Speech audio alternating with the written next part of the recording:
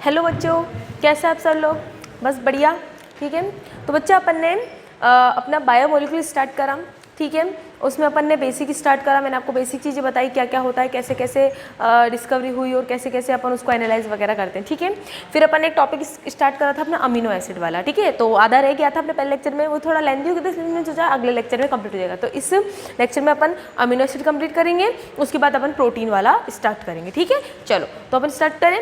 तो अपना amino acid वाला, तो मैंने आपको एक चीज़ बताई थी कि अमीनो एसिड जो होते हैं, अपन ने बात करी थी कि जो अमीनो एसिड होते हैं उनके अंदर क्या होते हैं बच्चा, है ना, एक NH2 ग्रुप होता है और एक कार्बोक्सिलिक ग्रुप होता है। ठीक है, अपन ने बात करी थी कि उसमें क्या क्या होता है, एक तो NH2 ग्रुप होता है और एक कार्बोक्सिलिक ग्रुप होता है। ठीक है, तो अपन ने कुछ बोला था कि जो अमीनो एसिड होता है जिसके अंदर एक अमीन ग्रुप होता है और एक कार्बोक्सिलिक ग्रुप होता है, तो अपन ने कुछ ऐसा बात करा था CH, यहाँ पर था अपने पास कार्बोक्सिलिक ग्रुप, यहाँ था अपने पास अमीन ग्रुप और यहाँ था R एक साइड चेन थी, एक एल्किल ग्रुप है, जिसकी वजह से अपन डिफाइन करेंगे कि कौन सा अमीनो एसिड अलग अलग होता है। ठीक है, तो ये तो था इसका मेन स्ट्रक्चर, किसका, अमीनो एसिड का। ठीक है, समझ में आया आपको?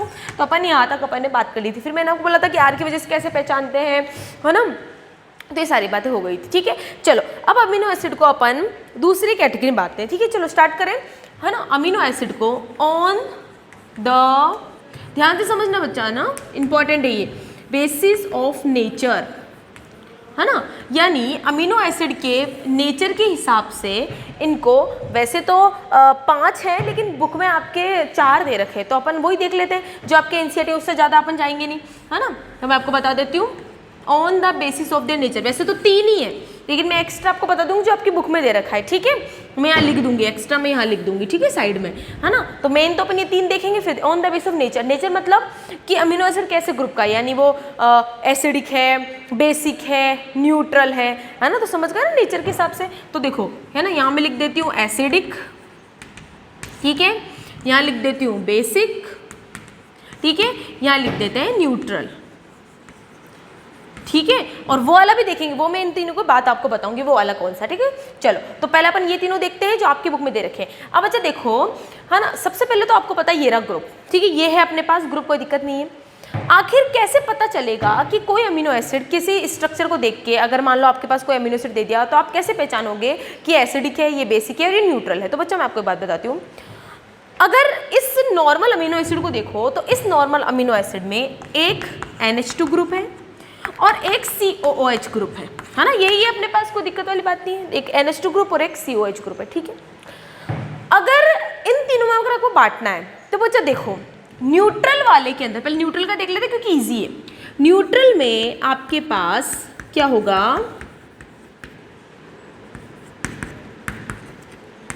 न्यूट्रल में याद है जब मैंने आपको ज्यूटर आयन पढ़ाया था, तो ज्यूटर आयन को मैंने न्यूट्रल अमीनो एसिड लिखा था ना।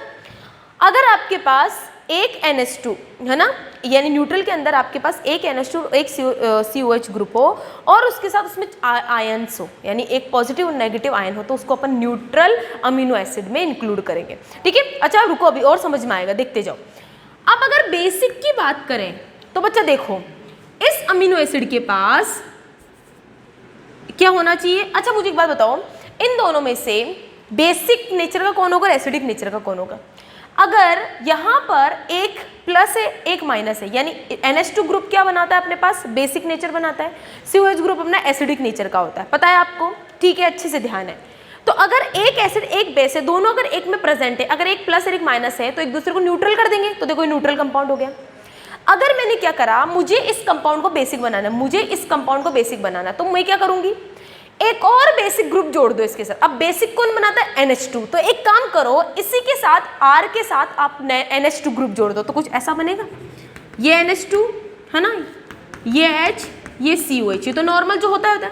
अब आप R के साथ एक और NH2 ग्रुप जोड़ दो, तो मैंने बोला था ना कि आप वेरिएबल होता है, इसी के साथ अगर आपको कुछ जोड़ना है तो जोड़ो, बात करी थी अपन ने। तो बताओ, यहाँ पर ओवरऑल ये इम्बैलेंस हो गया, यहाँ पर 2 तो NH2 है और एक COOH है, तो क्या ये ओवरऑल बेसिक नेचर का नहीं हो जाएगा?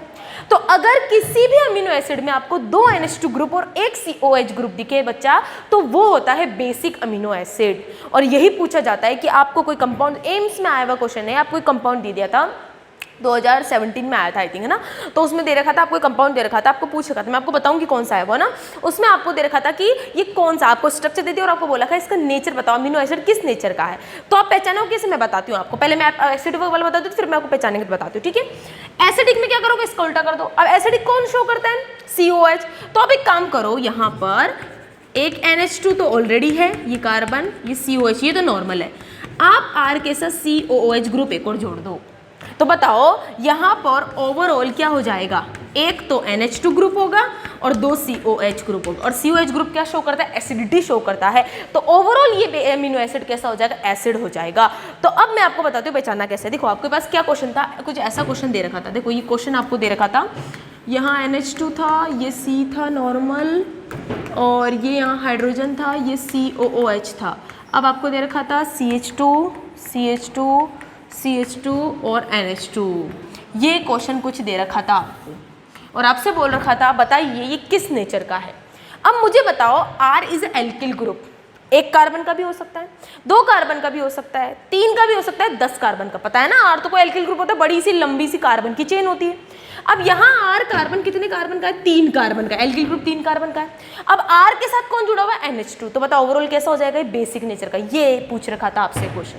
तो आया समझ में आपको कैसे क्वेश्चन आते हैं कि बच्चा अगर आपके पास ओवरऑल अमीनो एसिड के अंदर, अभी नीट में नहीं आया, एम्स में जरूर पूछा, जिपमर में भी आया था और एम्स में भी पूछा गया था, ठीक है। लेकिन अब बनने लगे हैं ऐसे क्वेश्चन। तो आप ध्यान रखो कि अगर आपके पास दे दे तो आपको कैसे पहचाना है। अगर ओवरऑल नंबर देख लो बस, NH2 ग्रुप कितने, 2 है तो बेसिक नेचर। अगर इसी को मैं वहाँ पे NH2 की जगह COH लिख दूंगी तो क्या लिखोगे आप यहाँ पर, है ना, एसिडिक लिखोगे। और अगर मैं यहाँ पर इसको हटा के CH3 कर दूंगी तो बताओ बच्चा कैसा हो जाएगा, एक NH2 और एक COH, तो कैसा हो जाएगा, वो न्यूट्रल कंपाउंड हो जाएगा। तो आया समझ में आपको, क्लियर हुआ।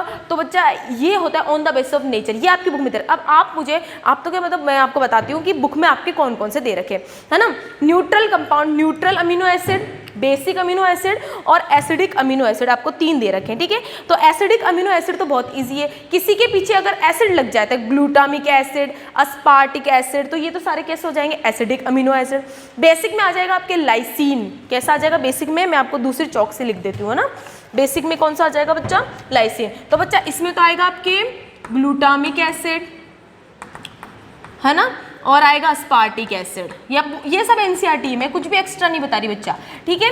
बेसिक में बच्चा कौन आएगा, लाइसिन, कौन आएगा, लाइसिन। और न्यूट्रल में कौन आएगा बच्चा बताओ, न्यूट्रल में जो होते हैं वो होते हैं आपके वैलिन। अब मैं आपको याद करने का तरीका बताती हूँ, थोड़ी सी ट्रिक देख लो, है ना। अब मुझे एक बात बताओ, एसिड वाले में तो कोई दिक्कत आनी नहीं है, पीछे एसिड लिखा हुआ होगा तो समझ जाओगे वो एसिड है, तो इसमें कोई दिक्कत नहीं है। बेस को गोली मारो, बेस को गोली मारो, इधर ही छोड़ो, इसको याद करते। मैंने आपको एक चीज़ बताई, हमेशा जब भी कभी याद रखना होता है तो जितने ओवरऑल उसमें से एक कम याद रखो। तो यानी 3 है तो उसमें से 2 याद रखोगे, एक अपने आप याद हो जाएगा। कैसे याद रखोगे, मान लो न्यूट्रल मतलब कैसे याद रखोगे, है ना, कोई एक चार्ज है, कोई एक मॉलिक्यूल है, वो अपने आप को न्यूट्रल है, वो अपने आप में कैसा है, न्यूट्रल है। इसका मतलब उसके पास कोई चार्ज नहीं है, वो किसी से रिएक्शन नहीं करना चाहता, वो बस आराम से बैठना चाहता है, उसको किसी से रिएक्शन नहीं करनी, तो उधर न्यूट्रल होता है। अब मान लो कोई एक इंसान है, जो बिल्कुल है ना कैसा बैठा, वेल्ला बैठा। वेल्ला मतलब जानते हैं ना, वो कोई काम नहीं करना चाहता, ना ये काम करना चाहता है, कोई भी है, उसकी मम्मी पापा बोलते रहते हैं अरे कुछ काम कर ले, वो कुछ काम नहीं करना चाहता, तो कैसा बैठा, बिल्कुल वेल्ला बैठा है। और वेल्ला से यहाँ पर कौन है, तो अगर वो किसी से वो कोई काम नहीं कर रहा है तो ये कैसा हो जाएगा, मॉलिक्यूल की तरह कि वो किसी से कोई रिएक्शन नहीं करना चाह रहा। अगर रिएक्शन नहीं करना चाहता वो कंपाउंड कैसा होगा, न्यूट्रल होगा, क्योंकि उसको कोई लेना देना नहीं है, दुनिया कहाँ चल रही है, कोरोना है या नहीं है, कोई मतलब नहीं है उसको, अपने धुन में मस्त रहता है, उसको कोई मतलब नहीं है, ठीक है। तो वेल्ला से आएगा वैलिन, तो यहाँ पर आ गया वैलिन। तो ऐसे इंसान को वेल्ला ही तो बोलते हैं जो निठल्ला होता है, जो कोई काम नहीं करता, क्यों, वो न्यूट्रल रहता है हमेशा। तो ऐसे याद हो जाएगा आपको, तो याद रखना। तो न्यूट्रल अमीनो एसिड में है वेल्ला यानी वैलिन, अस्पार्टिक एसिड और ग्लूटामिक एसिड। पीछे एसिड आ रहा तो पहचान ही लोगे, कोई दिक्कत वाली बात नहीं, तो एसिड है। और बेसिड में इसको उल्टा कर देना, लाइसिन, वैसे आपको याद हो जाएगा। समझ में आ गया, क्लियर, बिल्कुल। चलो तो ये तो हो गया 3। अब बात करते हैं चौथा है बच्चा, है ना, एक मैं बताता हूँ एरोमेटिक, इसको मैं इससे लिख देती हूँ एरोमेटिक। अब बच्चा एरोमेटिक शब्द कहाँ किसके लिए यूज होता है, बेंजीन रिंग के लिए। किसके लिए होता है, बेंजीन रिंग के लिए। तो अगर आपके पास NH2 CH COH ये ग्रुप है, अगर R के साथ बेंजीन ग्रुप जुड़ जाए, है ना, बेंजीन ग्रुप जुड़ जाए, तो बच्चा ऐसे होते हैं एरोमेटिक अमीनो एसिड। इसका एग्जाम्पल आप याद रखना बच्चा, ट्रिप्टोफैन हो गया ना, ये एग्जाम्पल आपकी बुक का दे रखा है। तो ये आपके एरोमेटिक अमीनो एसिड में आएगा। तो क्लियर हुआ आपको? तो ये बच्चा था आपके on the basis of nature of amino acid, है ना, एसिडिक, बेसिक, न्यूट्रल, 3 थे। एक और मैंने जोड़ दिया जो कि एनसीईआरटी में दे रखा है, एरोमेटिक, ठीक है। एसिडिक क्यों? एक NH2 2 COH, तो एसिडिक होगा, 2 NH2 इसका उल्टा कर देना, न्यूट्रल में दोनों जब एक देखो न्यूट्रल तो वो भी होगा, जरूरी नहीं कि एक NH2 और एक COH है। अगर 2 NH2 2 COH होगा तब भी वो न्यूट्रल होगा, मतलब दोनों बराबर होने चाहिए, दोनों का नंबर बराबर होना चाहिए, फंक्शनल ग्रुप दोनों का बराबर होना चाहिए। और इम्बैलेंस करेगा तो आप पहचान लो, कोई दिक्कत वाली बात नहीं। तो क्लियर हुआ आपको, है ना? तो ये बात आपको ध्यान तो समझ में आ गया होगा आई थिंक। आपको बुक में दे रही सर एनसीईआरटी है, बस एनसीईआरटी के लाइन में बोल रही हूँ, वो आप पढ़ते हो, मैं बोल रही हूँ बस, और कुछ नहीं, ठीक है। चलो अब अपन आगे स्टार्ट करते हैं, समझ में आ गया, ठीक है। तो ये बात बच्चा आपको ये चीज़ ध्यान रखनी है, ठीक है बच्चे। यहाँ से क्वेश्चन पूछे जाते हैं, तो मैंने आपको बता दिया कि क्वेश्चन कैसे आते हैं। आपको ध्यान रखना है कि यहाँ से क्वेश्चन कैसे कैसे क्वेश्चन बन सकते हैं, जो मैंने आपको बता दिया, ठीक है। अब बच्चा आप अपन को पढ़ना है on the basis of production in our body, यानी अमीनो एसिड अपनी बॉडी में कैसे प्रोडक्शन होते हैं, अपनी बॉडी के अंदर कैसे प्रोड्यूस होते हैं, है ना। मैं इसको मिटा दूँ, चलो इसको मिटा देते हैं और आगे स्टार्ट करते हैं, ठीक है। इसको हटा दें, इसको हटा देते हैं अब, है ना। अब आप तो समझ गए, होशियार हो गए अब।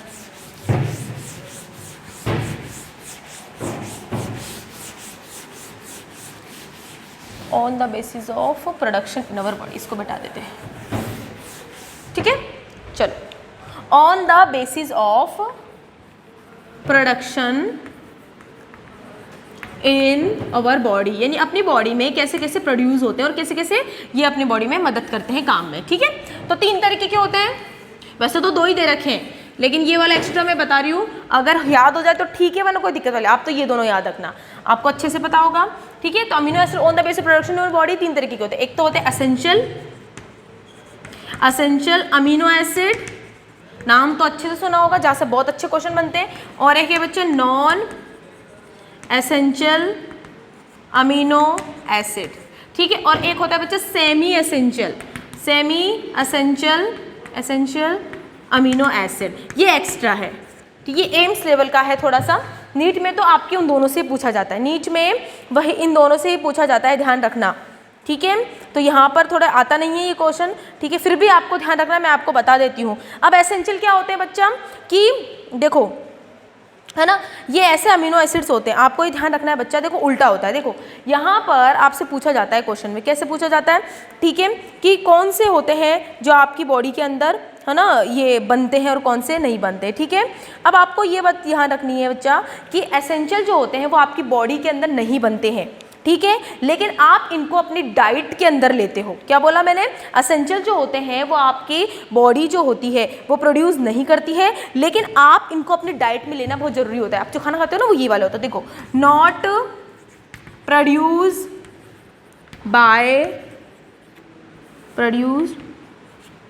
बाय बॉडी, लेकिन ये एसेंशियल होते हैं अपनी डाइट के लिए, इन आवर डाइट, अपनी डाइट में ये एसेंशियल है, यानी आपको अपनी डाइट में ये लेना ही पड़ेगा। मतलब आपकी सेल की ग्रोथ के लिए मुझे इन अमीनो एसिड्स की ज़रूरत है, ठीक है। नॉन एसेंशियल वाले क्या होते हैं, जो अपनी बॉडी बना सकती है, प्रोड्यूस बाय बॉडी, लिख रखा है बच्चे, एनसीईआरटी की लाइन है ये सारी, प्रोड्यूस बाय, यही आता है क्वेश्चन, प्रोड्यूस बाय बॉडी, ठीक है ना।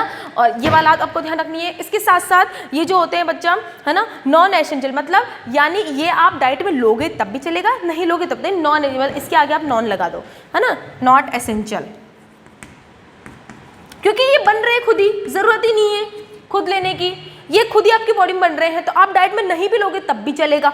अरे समझ रहे हो ना, not essential in our diet, आप डाइट में लोगे तब भी चलेगा, नहीं भी चलेगा, क्योंकि अपनी बॉडी खुद बना रही है। देखो बच्चा, ये आपकी बॉडी खुद प्रोड्यूस नहीं कर सकती, इसलिए आपको बाहर से लेना पड़ेगा आपकी डाइट में। ये आपकी बॉडी खुद बना सकती है, इसलिए आपको ज़रूरत ही नहीं है आप बनाने की। ऐसे याद रखो बच्चा, याद रखना इस चीज़ को, यहीं से क्वेश्चन आता है, सबसे ज़्यादा पूछे जाते हैं यहीं से क्वेश्चन। अभी एग्जाम्पल भी देखेंगे इसकी, बट पहले ये ध्यान रखो ये चीज़, ठीक है।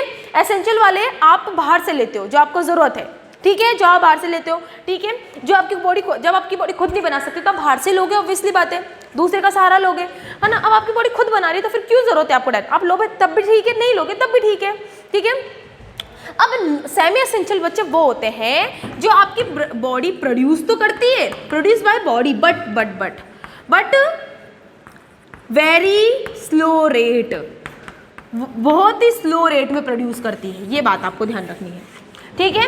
याद हो तो ठीक है, वरना कोई दिक्कत वाली बात नहीं, बट इन दोनों को तो याद ही रखना, ठीक है। तो मैंने क्या बोला, सेमी एसेंशियल वो होते हैं जो आपकी बॉडी खुद प्रोड्यूस कर सकते हैं, लेकिन बहुत ही ज़्यादा किसमें, बहुत ही ज़्यादा, है ना, स्लो अमाउंट में। समझ में आया आपको, ठीक है, ये बात आपको। और ये पार्शियली ईटन होती है, तो अपन मतलब पार्शियली मतलब इजीली खा भी ले तो कोई दिक्कत वाली बात नहीं, और हो भी तब कोई दिक्कत वाली बात नहीं, ठीक है। लेकिन ये दोनों होने बहुत जरूरी है। समझ में आया आपको? चलो, तो ये बात क्लियर हो गई।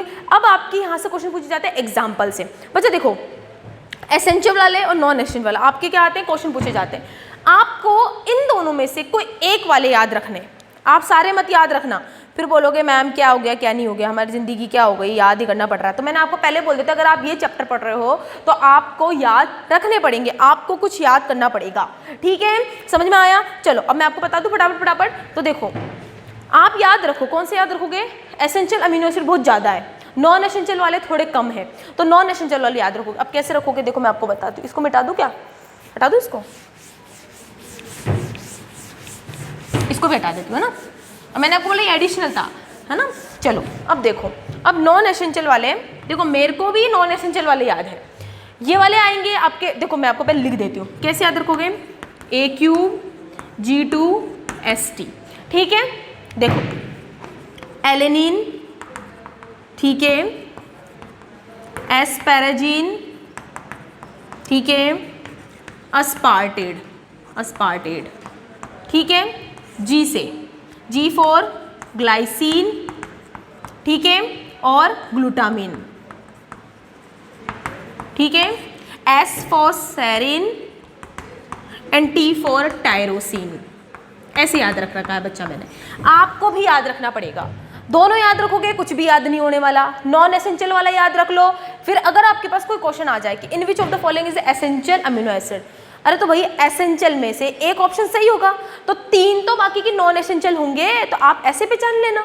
समझ में आ रहा है मैं क्या बोलना चाह रही हूँ? तो A क्यूब से एलेनिन, अस्पैराजीन और अस्पार्टेड, G से ग्लाइसिन और glutamine, S for serine, T for tyrosine. तो ये आप ऐसे याद रखो बच्चे, याद रखना पड़ेगा आपको, ये वाला आपको याद रखना पड़ेगा, ठीक है। थोड़ा सा करोगे रिवाइज तो हो जाएगा, ठीक है ना। ऐसे हिम्मत नहीं हारनी है। अब आप इसको याद रखो, अगर क्वेश्चन में आता है तो उल्टा कर देना उसका, कोई दिक्कत वाली बात नहीं है। दोनों को याद अगर भी अच्छे तो दोनों कर लो, कोई दिक्कत वाली बात नहीं है, ठीक है। लेकिन ये करोगे तो ज़्यादा ईजी, क्वेश्चन कैसे भी है आपके पास आंसर है देने के लिए।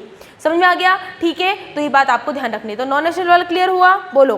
तो on the basis production of one body, तो अपन ने कंप्लीट कर लिया, ठीक है। तो यहाँ पर अपना जो अमीनो एसिड वाला जो टॉपिक था वो कंप्लीट हुआ। अब अमीनो एसिड से ही जुड़ा है अपना प्रोटीन, तो अब अपन स्टार्ट करेंगे प्रोटीन वाला, ठीक है। अच्छा, सेमी एसेंशियल में अगर कोई दिक्कत है, हिस्टिडीन और आपके एलिडीन, है ना, ये 2 तरह के अमीनो एसिड, वो आपके है नहीं, ठीक है नहीं, मैं आपको बता रही हूँ, ठीक है। आप बस ये वाला याद रखना, कर लोगे। चलो अब आगे अपन प्रोटीन वाला अपना स्टार्ट करते हैं। प्रोटीन वो मैंने स्टार्ट क्यों करा बच्चा, क्योंकि अमीनो एसिड से अपना क्या बना होता है, प्रोटीन किससे बना होता है, अमीनो एसिड से। तो हाथों हाथ कर लेते हैं फटाफट, तो फिर प्रोटीन भी अपना कंप्लीट हो जाएगा।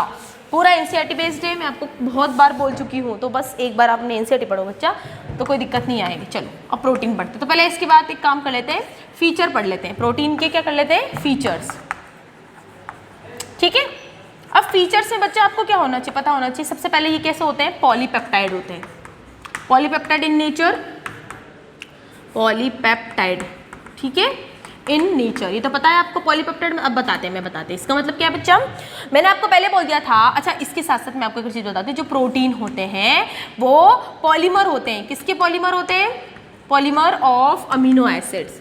बहुत सारे अमीनो एसिड से मिलकर बनते हैं, पता है ना, जैसे A1, A2, A3, A4, A5 and so on, बहुत सारे, ठीक है। तो इतने सारे अमीनो एसिड, अलग अलग अमीनो एसिड मिलके एक पूरा प्रोटीन बनाते हैं, तो इसको अपन बोलेंगे पॉलीमर। यानी अगर आपसे पूछे कि प्रोटीन की अमीनो एसिड, प्रोटीन की मोनोमर का नाम बताओ, तो क्या बताओगे, अमीनो एसिड बताओगे। और अमीनो एसिड की बहुत सारी अमीनो एसिड मिलके चेन बनाते हैं, उसको अपन पॉलीमर बोलते, पता है आपको, और वो आपका प्रोटीन कहलाएगा, ठीक है। अब पॉलीपेप्टाइड क्यों बोला, मैंने आपको पिछले लेक्चर में बताया था बच्चा, एक अमीनो एसिड के बीच में पेप्टाइड बॉन्ड होता है। तो अब ऐसे बहुत सारे बॉन्ड आपको देखने को मिल रहे हैं, तो अब जब बहुत सारे होंगे तो उसको पॉलीपेप्टाइड नहीं बोल सकते क्या, बोल सकते हैं ना, ठीक है। तो बस अब इसका मतलब बहुत सारे अमीनो एसिड जब एक प्रोटीन बना रहे हैं तो उसमें बहुत सारे पेप्टाइड बॉन्ड भी होंगे, इसलिए ये कैसा होता है, पॉलीपेप्टाइड होता है नेचर में। समझ में आ गया, ठीक है। ये पॉलीमर होते हैं किसके, अमीनो एसिड, ठीक है। दूसरा बच्चा मैंने आपको एक बात और बताई थी, प्रोटीन्स आर हेट्रोपॉलीमर, ये बात मैंने आपको पिछले लेक्चर में एंड में बोली थी, बताई थी। अब what is the meaning of heteropolymer, तो मैंने आपको बोला था कि मॉलिक्यूल्स को दो पार्ट में बांट रखा, एक तो होमोपॉलीमर और एक हेट्रोपॉलीमर। होमोपॉलीमर क्या होते हैं बच्चा, जिसमें कि कोई भी पॉलीमर बनाने के लिए आपको सेम यूनिट की आवश्यकता हो, यानी सेम अमीनो एसिड हो, यानी मतलब सेम मोनोमर। मतलब देख लो, जैसे अगर आपके पास ए और ए, अगर एक ही तरीके का अमीनो एसिड चेन बना रहा है तो वो आ जाएगा, यानी कोई मतलब मान लो कोई भी एक सब यूनिट सेम है, जैसे यहाँ पर ए, यहाँ पर कौन सा अमीनो एसिड कौन सा है, यहाँ पर मान लो लाइसीन है ना।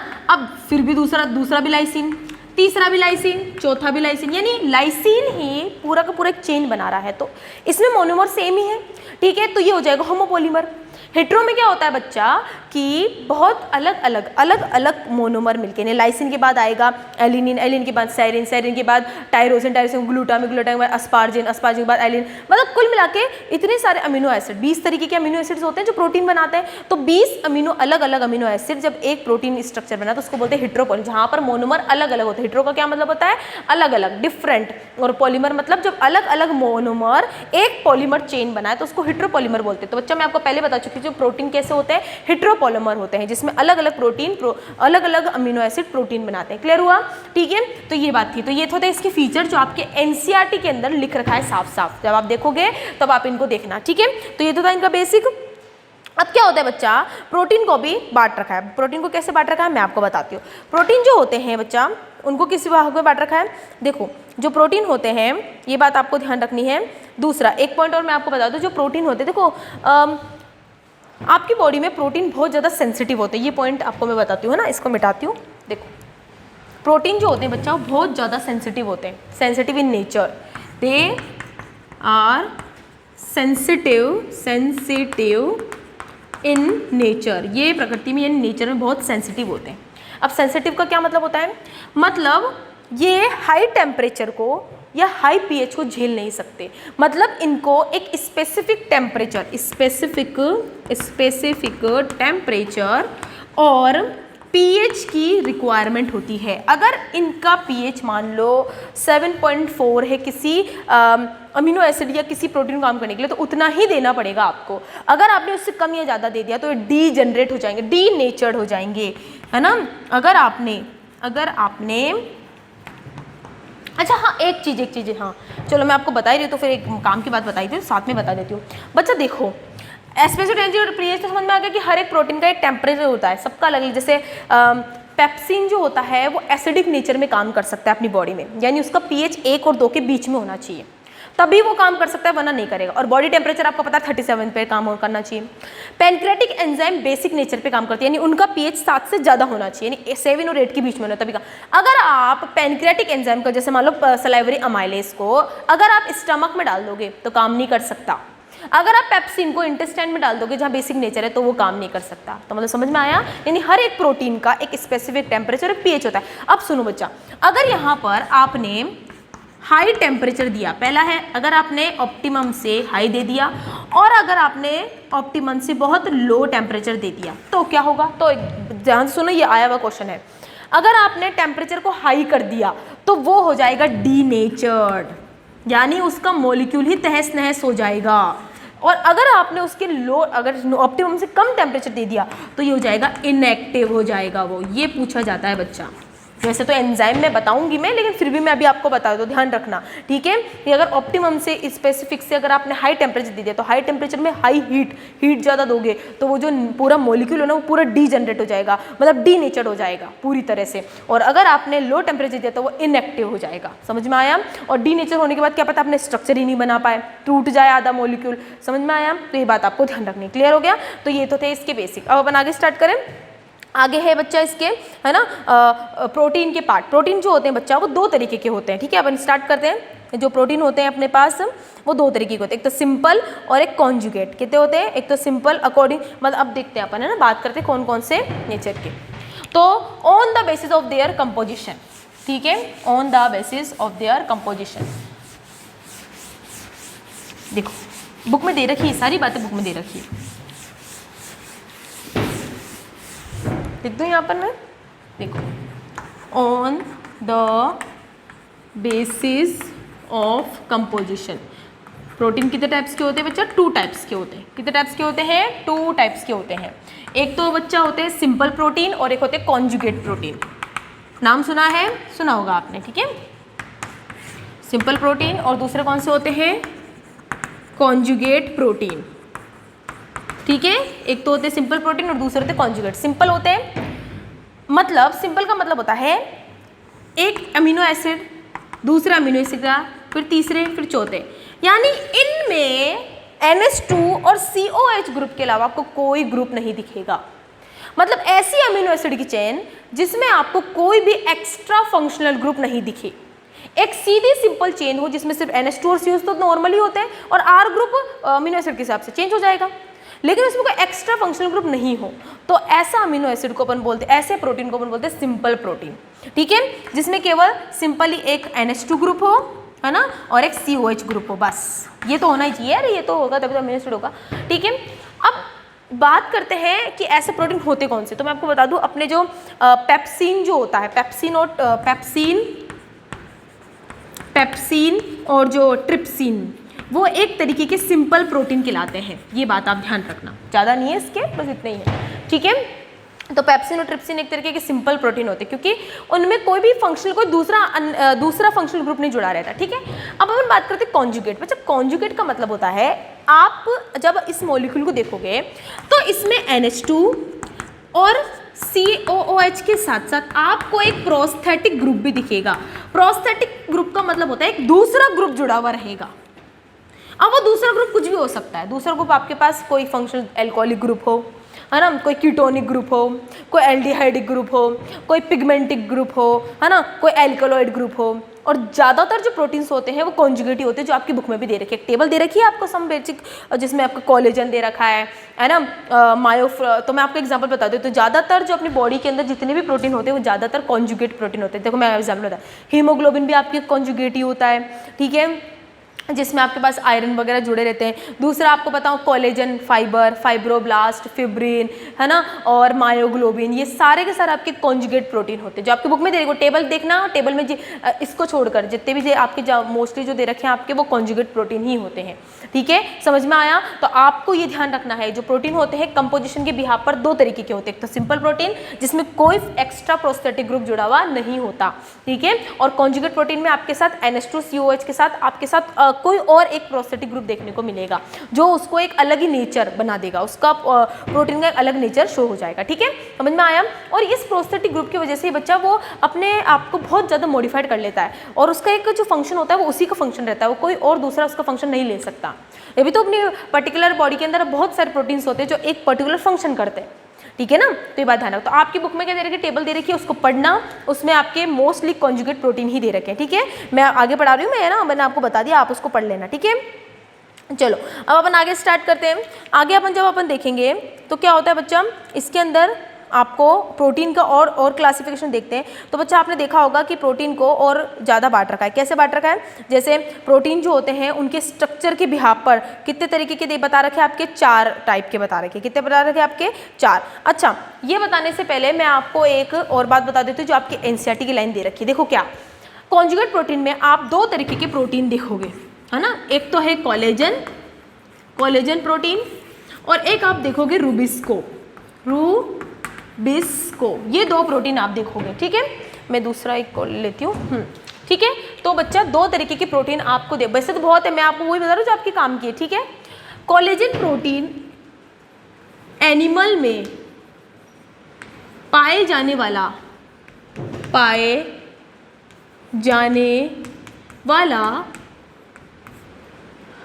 अबंडेंट प्रोटीन होता है, समझ में आया क्या बोला मैंने बोला कि कोलेजन जो होता है एक ऐसा प्रोटीन है, क्योंकि बच्चा ये पाया जाता है एनिमल्स में, तो एनिमल्स में पाई जाने वाला सबसे अबंडेंट प्रोटीन होता है कोलेजन, जो आपकी स्किन में ये कनेक्टिव टिश्यू है। बात करी थी अपन ने, मैंने जब पढ़ाया था मैंने बताया था कोलेजन एक तरीके के highly amount of abundant connective tissue होता है, जो आपके हर एक कनेक्टिव टिश्यू के मैट्रिक्स में प्रेजेंट होता है, ठीक है। और दूसरा रुबिस्को, रुबिस्को की बजाय राइबुलोज बाइफॉस्फेट कार्बोक्सिलेज ऑक्सीजनेज लिख दूं, ठीक है, लिख देती हूँ, है ना। राइबुलोज बाइफॉस्फेट कार्बोक्सिलेज और ऑक्सीजनेज, रट लो, कुछ भी करो लेकिन ये तो नाम याद रखो, ठीक है। ये तो आपके बॉटनी में भी दे रखा है, ऑक्सीजनेज, यानी एक ऐसा एंजाइम, ये अबंडेंट पूरे बायोस्फीयर में, यानी अर्थ की बायोस्फीयर पे सबसे अबंडेंट प्रोटीन होता है। ये आपको ध्यान रखनी है। मैं लिख दूं यहाँ पर कि बायोस्फीयर में, होल बायोस्फीयर, होल मतलब वाला होल नहीं बच्चा, पूरे बायोस्फीयर में सबसे अबंडेंट प्रोटीन होता है। तो दोनों में अंतर समझ में आया। अगर एनिमल में पूछे तो क्या बताओगे, कोलेजन, और अगर आपसे बायोस्फीयर पूरे अर्थ बायोस्फीयर में पूछे तो बताओगे यूबिस्को। और ये कहाँ मिलता है बच्चा, ये कहाँ मिलता है, प्लांट्स में देखने को मिलता है ना, प्लांट्स में मिलता है आपको। अच्छा अब एक बात बताओ कि प्लांट्स आपकी पूरे अर्थ में बहुत ज़्यादा है, तो ऑब्वियसली बात है ये एंजाइम भी ज़्यादा होगा। अब मुझे एक बात बताओ, अगर आपसे प्रोटीन बोले तब भी ये बताना है, और अगर एंजाइम बोले तब भी यही नाम देना है, क्योंकि बच्चा मोस्टली एंजाइम प्रोटीन के बने होते हैं। याद है कोई लाइन, मोस्टली एंजाइम किसके बने होते हैं, प्रोटीन के। तो अगर इस लाइन में मैंने यहाँ पर प्रोटीन लिखा तो प्रोटीन की जगह मैं यहाँ पर एक लाइन और स्लैश करके एंजाइम भी लिख दूँ। तो अगर आपसे प्रोटीन पूछे तब भी ये बताना, और अगर एंजाइम बोले तब भी यही बताना। तो समझ में आया आपको, ये है काम की बात, और यही आपके नीट में भी आया था। कितनी बार आ रहा है, आप पेपर उठा के देखना, बहुत बार आपको ये, अपन जब क्वेश्चन करेंगे ना तब मैं आपको बताऊंगी, देंगे 2 या 3 क्वेश्चन तो मिलेंगे आपको इसके, ठीक है। तो एंजाइम में पूछे तब भी बताना है, और प्रोटीन बताना तब भी बताना, और एनिमल में तो आपको ध्यान है, ठीक है। क्लियर हुआ, समझ में आ गया। चलो तो ये बात आपको ध्यान रखना है। तो ये तो हो गया अपना कंपोजिशन में। अब अपन आगे स्टार्ट करें on the basis of structure of the protein, ठीक है। चलो, जो आपके बहुत कंफ्यूजन रहता है स्टूडेंट्स को, बहुत रहता है, ठीक है। चलो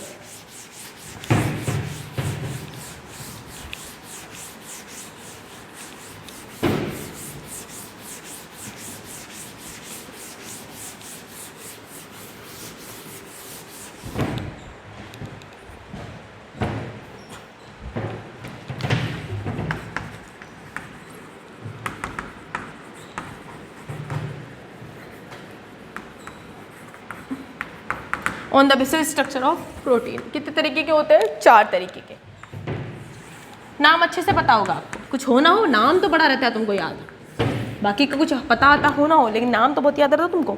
देखो, पहला होता है प्राइमरी स्ट्रक्चर प्रोटीन, ठीक है। दूसरा है सेकेंडरी स्ट्रक्चर प्रोटीन, तीसरा है टर्शरी स्ट्रक्चर प्रोटीन, और चौथा होता है क्वैटनरी स्ट्रक्चर प्रोटीन, ठीक है। तो ये 3 तरीके के अपने पास प्रोटीन्स होते हैं जिनको अपन ने स्ट्रक्चर के बिहाफ पर बांट रखा है। वैसे तो बहुत इंपॉर्टेंट भी है ये, ठीक है। तो आपको ध्यान रखना है कि जो अब अपन देखते हैं एक एक को देखते हैं कि आखिर इनको कैसे कैसे बता रखा है, ठीक है। स्टार्ट करें, चलो। तो पहला है अपना प्राइमरी, कौन सा है अपना प्राइमरी प्रोटीन। बताओ बच्चा, प्राइमरी स्ट्रक्चर क्या होता है। प्राइमरी मतलब 1D प्रोटीन, 1D स्ट्रक्चर, इसको बोलेंगे 1 डायमेंशन, यानी एक अमीनो एसिड की चेन, ये अमीनो एसिड 1, ये अमीनो एसिड 2, ये अमीनो एसिड 3, ये अमीनो एसिड 4, सो ऑन। तो वो अमीनो एसिड की चेन या तो यूं होगी बिल्कुल, या तो एक डायमेंशन में, या तो एक्स डायरेक्शन में, या वाई डायरेक्शन में, या जेड एन, एक ही डायरेक्शन में वो चेन एक लीनियरली जुड़ी हुई है। कैसे लीनियरली अरेंज होती है, कैसी होती है, लीनियरली अरेंज होगी, बिल्कुल सिंपल लीनियरली अरेंज होते हैं ये। समझ में आया। तो क्वेश्चन आ सकता है कि 1D प्रोटीन कौन से होते हैं। तो 1D कौन से होते हैं, वैसे आया नहीं है, क्वेश्चन आता है टर्शरी और सेकेंडरी से। तो 1D प्रोटीन कौन से होते हैं बच्चा, 1D होते हैं अपने पास प्राइमरी प्रोटीन, ठीक है। समझ में आया आपको। तो ये बात आपको ध्यान रखना है ना। अब आपको अगर मैं इसका एग्जाम, देखो बहुत सारे ऐसे प्रोटीन होते हैं जो आपको ये चीज़ जानना है, तो ये याद रखना है आपको कि कैसे होते हैं, लीनियरली अरेंज होते हैं। कैसे होते हैं ये, लीनियरली अरेंज होते हैं, ठीक है। समझ में आया। अब बच्चा अपन बात करते हैं सेकेंडरी की, ठीक है। सेकेंडरी कैसे होते हैं, ये लीनियरली तो होंगे, लेकिन ये ना हेलिकली अरेंज होंगे। हेलिकली मतलब देखो, या दो तरीके से अरेंज होते हैं, या तो हेलिक्स के रूप में या तो शीट के रूप में। अब आप सोचेंगे मैम ये शीट कहाँ से है, बुक में हेलिक्स दे रखा, शीट नहीं दे रखा। एम्स लेवल का क्वेश्चन है, मैं आपको बता रही हूँ। मैं बोलूँ मैम एम्स समझ क्या, हाँ बच्चा तो सुन लो ना क्या जा रहा है तुम्हारा। देखो सेकेंडरी जो स्ट्रक्चर प्रोटीन होते हैं वो कैसे होते हैं, एक तो पहले बता दूँ ये 2D होते हैं, 2D प्रोटीन्स होते हैं। अब 2D कैसे, मतलब ये एक प्रोटीन, ये मान लो एक प्रोटीन की चेन थी, ये प्रोटीन की, अब आपको 1D दिख रहा है। अब आप इसको ऐसे ना करके ऐसे घुमा दो, तो अब मुझे बताओ ये इस डायरेक्शन में भी है और इस डायरेक्शन में भी, तो क्या इसको मैं 2D बोल सकती हूँ? यस मैम बिल्कुल बोल सकते हो आप। तो ये है 2D डायरेक्शन में, समझ में आया? तो अब ज़्यादातर ये जो प्रोटीन होते हैं ये होते हैं हेलिकल। हेलिकल तो अब देखो समझ गए ना, हेलिकल मतलब स्पाइरली ऐसे अरेंज होते हैं, इसलिए इनको बोलते हैं हेलिक्स के रूप में। तो क्वेश्चन आया हुआ है कि हेलिकली अरेंज प्रोटीन कौन से होते हैं, तो आपको ध्यान रखना है सेकेंडरी प्रोटीन होते हैं पहला। और अब आप पूछोगे मैम ये शीट वाले भी बताए, तो देखो बच्चा शीट वाले बता देती हूँ। जैसे मान लो ये एक अमीनो एसिड गिरा, ठीक है, दूसरा अमीनो एसिड ये रहा, तीसरा अमीनो एसिड ये रहा, चौथा अमीनो एसिड ये रहा, फिर अमीनो एसिड ये रहा, फिर अमीनो एसिड ये रहा, फिर अमीनो एसिड है, ऐसे ये जुड़ते जाते हैं ऐसे। तो ये फिर नीचे अमीनो एसिड, फिर अमीनो एसिड, फिर अमीनो एसिड, फिर अमीनो एसिड, ऐसे जुड़, तो एक तरीके की शीट बनाते हैं, पेपर बनाते हैं। तो शीट, ये क्वेश्चन आपके एम्स में पूछा गया था, तो इसलिए मैंने आपको बताया, ठीक है, कि अगर ज़्यादातर तो यही आपकी नीट में हेलिक्स वाला ही आया, शीट से कोई लेना देना नहीं है, लेकिन ये वाला क्वेश्चन आपकी जिपमर और एम्स में आया था। तो ध्यान रखना कि अगर प्रोटीन हेलिकली अरेंज हो और 2D डायमेंशन में हो तो उसको स्ट्रक्चर, सेकेंडरी स्ट्रक्चर प्रोटीन बोलेंगे, और अगर शीट के रूप में भी अरेंज होता है तब भी उसको अपन किस में बोलते हैं, सेकेंडरी स्ट्रक्चर प्रोटीन बोलते हैं। समझ में आ गया? अच्छा, एग्जाम्पल मैं एक साथ ही बता दूंगी, ठीक है, टेंशन मत लो, एग्जाम्पल तीनों के साथ ही बताऊंगी। अब बात करते हैं टर्शरी। टर्शरी कैसे होते हैं बच्चा? 3D डायमेंशन होते हैं। अब 3D तो बना नहीं सकते, 3D मतलब समझ गए ना।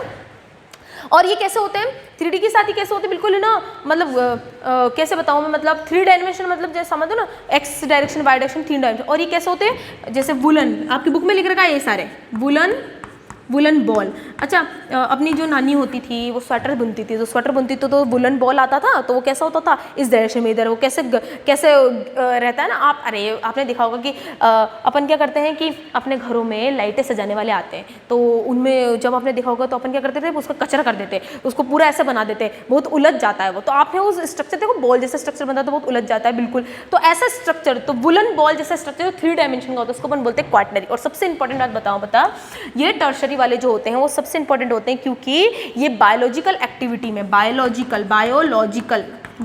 एक्टिविटी में जो एंजाइम होते हैं वो मोस्टली टर्शरी स्ट्रक्चर प्रोटीन ही होते हैं। ध्यान रखना इसको, समझ में आया क्या बोला मैंने? तो यहाँ पर आपको ये चीज़ ध्यान रखनी है ना। तो प्राइमरी वाले में अपन ने क्या बात करी, प्राइमरी वाले जो होते हैं, ठीक है, वो कैसे होते हैं आपके पास, है ना, लीनियर अरेंज होते हैं, है ना। सेकेंडरी वाले कैसे होते हैं, हेलिकली और शीटली अरेंज होते हैं, ठीक है। और जो अपने पास टर्शरी होते हैं वो कैसे होते हैं, 3D डायमेंशन में होते हैं। कैसे होते हैं, 3D डायमेंशन में, ठीक है। ये बात आपको ध्यान रखनी है, समझ में आया आपको? ठीक है। प्राइमरी वाले ज़्यादा इतना पूछते नहीं है, ज़्यादातर पूछते हैं आपके टर्शरी में। तो टर्शरी में अगर आप कंफ्यूज नहीं हो तो इसमें बायोलॉजिकल एक्टिविटी में कौन मदद करते हैं, अपने एंजाइम। तो मोस्टली जो एंजाइम होते हैं अपने कौन से होते हैं, टर्शरी वाले ही होते हैं, ठीक है। ये बात आपको ध्यान रखनी है, समझ में आ गया? ठीक है। अच्छा, तो ये आपको ये वुलन बॉल वाला ध्यान रखना है बच्चा, वुलन बॉल वाला बहुत बार पूछा गया है, ठीक है। अच्छा, सेकेंडरी वाला मैं आपको बता देती हूँ। सेकेंडरी वाला जो होता है बच्चा, आपके कौन कौन से हो सकते हैं, जैसे आपके केराटिन प्रोटीन का नाम सुना है आपने, केराटिन प्रोटीन और फिब्रिन प्रोटीन सुना है ना। तो वो जो होते हैं मैं लिख देती हूँ, है ना, आपके एक तो केराटिन प्रोटीन और एक फिब्रिन, ठीक है। ये आपके मोस्टली कैसे होते हैं, सेकेंडरी स्ट्रक्चर प्रोटीन होते हैं। कैसे होते हैं, सेकेंडरी स्ट्रक्चरल प्रोटीन होते हैं। और इसका तो मैंने बताया प्राइमरी का याद होगा तो ठीक है, वरना रहने देना इसको, क्योंकि आपसे पूछा नहीं जाता इसका एग्जाम्पल, और आपकी बुक में भी दे नहीं रखा, ठीक है। अच्छा, अब दूसरा कौन सा होता है बच्चा, दूसरा होता है अपने क्वाटनरी। अब आ जाओ इस पे, क्वाटनरी पे बच्चा। ये मानो कि जैसे मैंने बोला कि मान लो कि ये आपके पास एक प्रोटीन है, ठीक है। ये मान लो दूसरा प्रोटीन, ये डीएनए नहीं है, ये प्रोटीन बनाया मैंने, कोई प्रोटीन है, ठीक है। अब इन दोनों को जोड़ दो, जब आप इन दोनों को जोड़ोगे तो एक बहुत ही कॉम्प्लेक्स मटेरियल यानी कॉम्प्लेक्स फॉर्म बनेगा। तो यहाँ पर जब अपने पास पॉलीपेप्टाइड चेन की जब बहुत सारी जब एक से ज़्यादा पॉलीपेप्टाइड चेन आके जब अपने पास जुड़ते हैं, जब एक से ज़्यादा पॉलीपेप्टाइड चेन आके अपने पास जब जुड़ते हैं, ठीक है, तो वो जो स्ट्रक्चर जो बनता है अपने पास, वो अपने पास बनता है, ठीक है, कौन सा स्ट्रक्चर बनता है अपने पास? क्वाटनरी। अब क्वाटनरी क्यों बोला? तो बच्चा इसको क्वाटनरी इसलिए बोला, मैं आपको इसका एग्जांपल देके समझाती हूँ। इसका एग्जांपल है हीमोग्लोबिन। हीमोग्लोबिन एक क्वाटनरी प्रोटीन का एग्जांपल है, क्योंकि इसमें एक 2 अल्फा और एक 2 बीटा प्रोटीन की पॉलीपेप्टाइड चेन होती है जो आपस में मिलती है और फिर जाके एक ग्लोबिन प्रोटीन बनाती है। तो 2 और 2 मिलके कितने हो गए? 4 हो गए। तो इसमें आपको जो 4 चेन दिखाई देगी, इसलिए इसको क्वाटनरी प्रोटीन बोलते हैं, ठीक है। आपको ज़्यादा याद नहीं रखना, आपको याद रखना इसका एग्जाम्पल, ये आपके एनसीईआरटी में दे रखा है, ठीक है, ये आपकी एनसीईआरटी में दे रखा है, जिसकी कितनी यूनिट्स होती है? 4 सब यूनिट्स होती है, जो मैंने आपको बता ही दिया, ऐसे याद रखना। एक तो 2 अल्फा एक पॉलीपेप्टाइड चेन होगी, मान लो ये 2 अल्फा पॉलीपेप्टाइड चेन है और ये 2 बीटा पॉलीपेप्टाइड चेन है, दोनों आपस में जुड़ गए तो कितने हो गए? 4, है ना, 4 हो गए टोटल। तो 4 सब यूनिट से मिलकर बनता है, तो उसको क्वाटनरी प्रोटीन बोलते हैं। और ये इसमें एग्जांपल मैंने आपको बता दिया हीमोग्लोबिन, ठीक है। तो ये था अपने पास स्ट्रक्चर ऑफ प्रोटीन, समझ में आ गया आपको, ठीक है। तो आपको ध्यान रखना है कि अल्फा और बीटा टाइप के प्रोटीन किस में जुड़े रहते हैं, ये क्वेश्चन आपसे पूछा गया है। तो बताओ, क्या मैंने प्राइमरी में अल्फा की बात करी, बीटा की बात करी? नहीं बात करी। क्या इन तीनों में कहीं मैंने अल्फा बीटा की बात करी? बात ही नहीं करी। अपन ने बात करी क्वाटनरी के अंदर। तो क्वाटनरी वाले जो होते हैं उसके अंदर ही आपको अल्फा पॉलीपेप्टाइड चेन और बीटा पॉलीपेप्टाइड चेन देखने को मिलते हैं, और इसी कारण से इनको क्वाटनरी स्ट्रक्चर प्रोटीन बोलते हैं, जो आपके एग्जांपल मैंने बता दिया हीमोग्लोबिन। समझ में आ गया, ठीक है।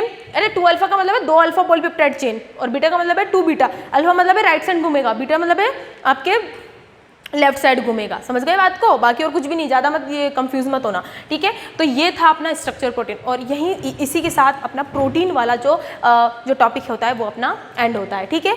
तो आपको समझ में आया? आप ये वाला क्लियर हुआ आपको? तो अपना अमीनो एसिड अपन ने कंप्लीट करा, मैंने आपको सब बेसिस बता दिया। और जो आपके एनसीईआरटी बेस थे मैंने आपको एक बार टेबल में देख लेना, उसके साथ मैंने आपको प्रोटीन वाला स्ट्रक्चर आपको मैंने बता दिया। तो क्लियर हो गया?